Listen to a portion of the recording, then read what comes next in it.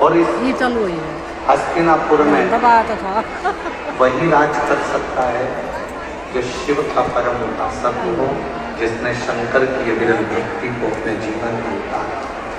चाहे वो युधिष्ठिर हो, चाहे वो अर्जुन हो, चाहे वो नकुल हो, सहदेव हो, पांडव। आ लिया निशा का भी आ लिया, उनका सारा का लिया वो तो देखती होगी मेरे साथ। ये हस्तिनापुर महापुराण दूर हो जाएगा जो दिल्ली के निरंकारी मैदान में चल रही है, इसमें हम विदुर जी की धर्मपत्नी जो शिव की उपासक थी, विदुर जी महाराज जो शिव के उपासक थे, अर्जुन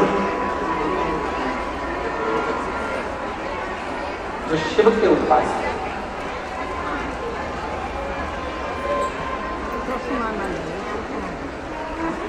गुरु द्रोणाचार्य ने अपने 105 शिष्यों को बुलाया, 100 कौरव 8 पांडव। शिक्षा का पहला दिन था, और शिक्षा का जो पहला दिन होता है वो बड़ी परीक्षा का दिन है।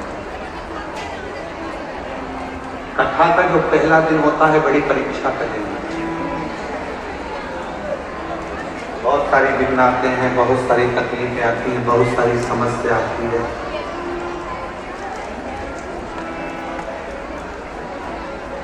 और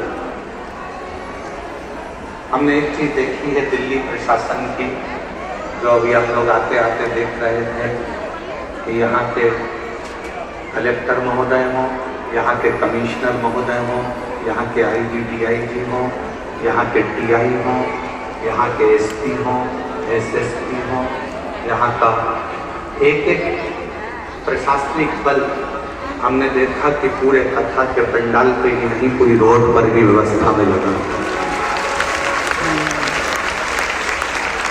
एक बार यहाँ के कमिश्नर महोदय, यहाँ के IG DIG collector SP SSP TI जितने भी यहाँ पर लगे, उनके लिए जोरदार ताली की गर्जना करो।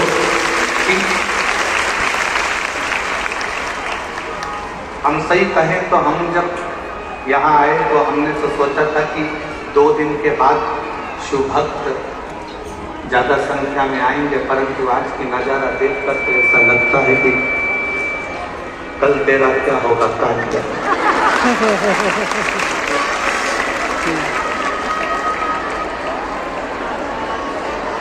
हमने यजमान से पूछा तुमने कितने पंडाल बनाए, तो कहा 3 पंडाल ये है, पीछे के पंडाल, साइड के पंडाल ऐसे मिला लो तो 8-9 पंडाल बने हुए हैं।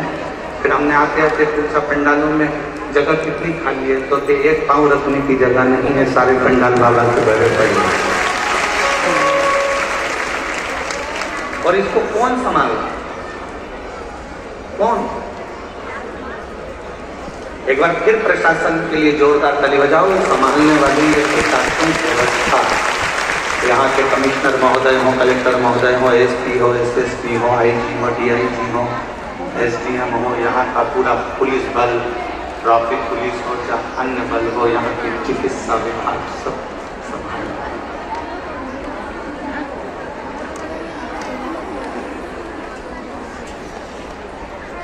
शिव तत्व पहला दिन परीक्षा का होता है और बहुत परीक्षा देना पड़ता है।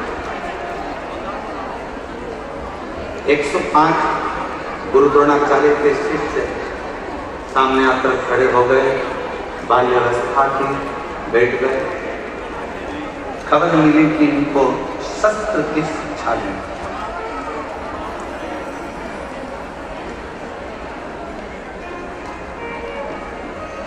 इनको शस्त्र शिक्षा देना।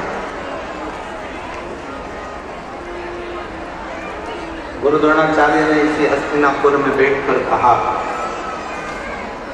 शस्त्र की शिक्षा देने को मैं तैयार हूं, पर शस्त्र की शिक्षा देने से पहले जितने मेरे शिष्य बैठे हैं उनसे निवेदन करूंगा कि आप में से जो मुझे शीश का दान दे देगा, मैं उसको शस्त्र की शिक्षा दूंगा।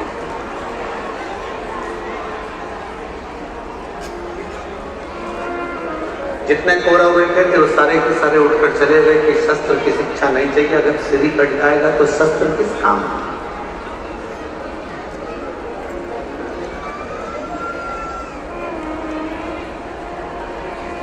वो शस्त्र किस काम? जैसे हमने पहले भी कथा में कहा, फिर कहते शिव महापुराण की कथा में जब भी आओ तो अपने साथ कोई कीमती सामान लेकर, सोना चांदी हीरा पन्ना चैन अंगूठी मोबाइल पर्स कोई भी कीमती सामान लेकर मत आओ, क्योंकि यहाँ एक ही कीमत वाला है और वो मेरा देव अधिदेव महादेव मेरा शंकर। आपकी चप्पल भी अगर कीमत वाली है ना तो उसको भी कथा के पंडाल में लेके मत आओ, घर में अलमारी में सजा के रखो। कथा के पंडाल में अगर कथा सुनने के लिए अगर आप आ रहे हो तो ये सोच कर जाना कि मैं कोई कीमत वाली वस्तु मेरे बाबा को दिखाने के लिए नहीं जा रही हूँ, मैं तो कीमत के रूप में मेरा शंकर, मेरा ओघड़दानी, मेरा शिव जो कीमती है उस शंकर को पाने के लिए।